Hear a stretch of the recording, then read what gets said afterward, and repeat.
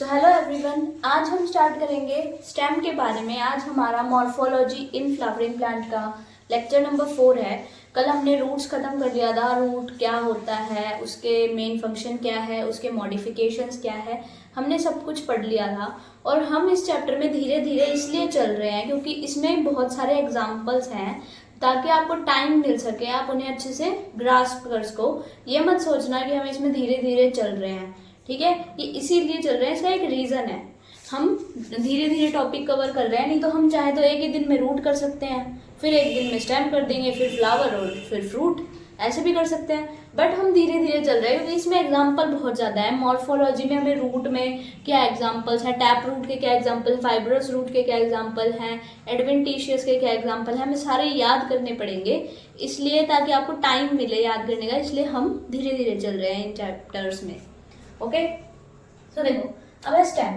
Stem में क्या है, ascending part of axis. Ascending क्या होता है, जो कि छोटे से बड़ा होता है उसे असेंडिंग बोलते हैं। देखो इस टाइप से होती है स्टेम, ऊपर क्योंकि यंगर पार्ट होता है और नीचे ओल्डर पार्ट होता है, इस टाइप से स्टेम होती है। मैंने ज़्यादा ब्रॉड बना दिया नीचे से, वैसे इतनी चौड़ी नहीं होती नीचे से, बट मैंने एक बताने के लिए बताया है कि ऊपर जो है वो यंगर पार्ट होगा और नीचे ओल्डर पार्ट होगा, इसलिए इसे बोला है असेंडिंग पार्ट ऑफ एक्सिस। और ये क्या होता है, पॉजिटिवली फोटोट्रॉफिक, यानी जिस तरफ सनलाइट होगी ये उस तरफ ही ग्रोथ करेगा, ठीक है। एक एक्सपेरिमेंट से भी शो हुआ था कि हमने ऊपर का जो पोर्शन है वो कट कर दिया और एक तरफ हमने ऐसा कुछ कर दिया कि सनलाइट उस तरफ बिल्कुल ही नहीं आई और एक तरफ सनलाइट आई, तो प्लांट जो है वो उस डायरेक्शन में बेंड हो गया, ठीक है। हमने कुछ ऐसी केमिकल वगैरह लगा दिया प्लांट के ऊपर कि एक तरफ तो सनलाइट आई ही नहीं और एक तरफ सनलाइट आ रही थी, तो प्लांट उस तरफ बेंड कर गया। ये एक एक्सपेरिमेंट भी था जिससे हमें पता चला कि जो स्टेम है वो स्टिमुलस किसका रिस्पॉन्स करती है, सनलाइट का। Develop from plumule of embryo of germinating seed, यानी कि हमने दो पार्ट्स पढ़े थे, एक जर्मिनेटिंग सीड के, एक होता है रेडिकल जिससे रूट सिस्टम बनता है और एक होता है प्लूम्यूल जिससे शूट सिस्टम बनता है। तो स्टेम किससे बनेगी, प्लूम्यूल से, क्योंकि वो किसका पार्ट है, शूट सिस्टम का पार्ट है। शूट सिस्टम का पार्ट कौन कौन है, stem, leave, flower, fruit, buds सारे। और रूट सिस्टम का पार्ट कौन है, रूट्स, रूट हेयर, यही है इनके पार्ट्स। ओके, तो अब आगे पढ़ते हैं, हैज नोड्स एंड इंटरनोड्स। अब नोड्स और इंटरनोड्स देखो क्या होता है। नोड्स वो होती है जहां पर स्टेम ग्रो करती है, यानी ये यहाँ पर ग्रो की, यहाँ ग्रो की, यहाँ ग्रो की और यहाँ ग्रो की, मान लो। तो ये वाले जो है पॉइंट्स, ये नोड्स हैं, ठीक है। अब नोड्स के अंदर जो और ग्रो करे, ब्रांचेस निकल जाती हैं ऐसे, देखो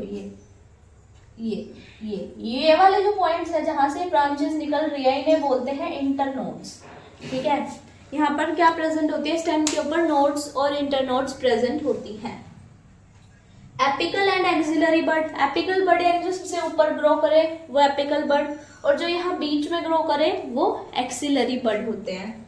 usually green when young. Stem कभी भी आप देखना, जब कोई प्लांट यंग होता है तो उसकी ग्रीन होती है, लेकिन जब वो ओल्ड होने लगता है, अगर वो पेड़ है तो उसका वो कैम्बियम बढ़ने लगता है, वो जो है उसकी विड्थ में ग्रोथ होती है और वो ब्राउन और डेड टाइप की हो जाती है, ब्राउनिश कलर आ जाता है उसका पहले, लेकिन जब वो यंग होती है स्टेम तो ग्रीन कलर की होती है।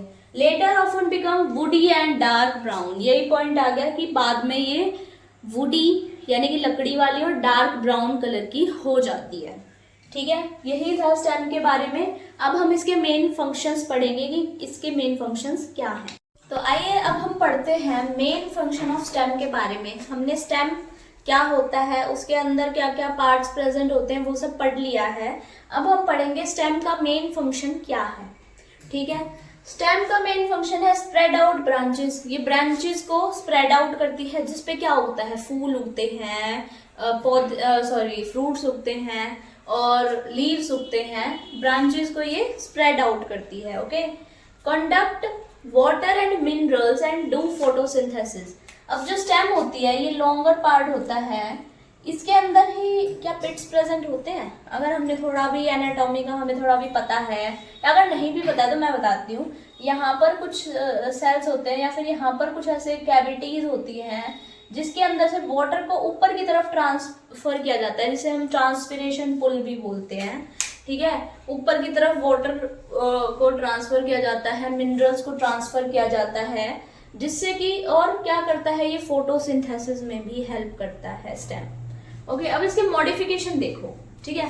ये तो इसके मेन फंक्शन हो गए, और ये मॉडिफाई हो गए और क्या क्या कर सकता है, मेनली यही दो काम है इसके, बट कहीं कहीं पे ये मॉडिफाई हो जाता है और काम भी करता है, जैसे कि फूड का स्टोरेज करता है, ठीक है, सपोर्ट और क्लाइंबिंग में हेल्प करता है, प्रोटेक्शन में और डिफेंस में हेल्प करता है, और वेजिटेटिव प्रोपोगेशन। वेजिटेटिव प्रोपोगेशन क्या होता है, जब सीड के अलावा कहीं और से प्लांट हम उगा दे, जैसे रोज होता है, अगर हम रोज की डंडी को भी अगर हम गमले में बो देते हैं तो पूरा रोज वापस उग के आ जाता है, उसे वेजिटेटिव प्रोपोगेशन बोलते हैं, ठीक है। और तो हमें सारी चीजें पता ही है, फूड स्टोरेज क्या होता है, सपोर्ट क्या होता है, और प्रोटेक्शन में कैसे हेल्प करता है, ठीक है। तो आज के लिए हमने काफी कुछ पढ़ लिया है, कल हम पढ़ने वाले हैं स्टेम का मॉडिफिकेशन। आज का आप अच्छे से रिवाइज करके आएंगे।